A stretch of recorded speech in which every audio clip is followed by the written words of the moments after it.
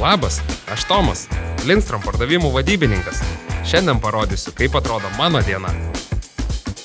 Laisvė, žmonės ir jokios rutinos. Rytą pradedam su komanda.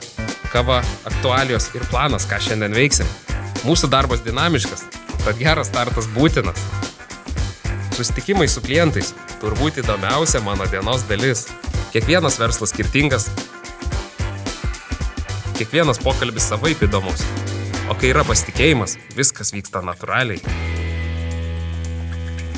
Kartais po susitikimų sustoju mieste. Keli laiškai, kelios pastabos. Čia suderinama laisvė ir atsakomybė. Grįžęs į biurą, užbaigiu dieną. Keli laiškai, keli skambučiai, informacija sistemoje. Paprasta, aišku, o svarbiausia – gera atmosfera. Darbai padaryti, dabar laikas man. Iki.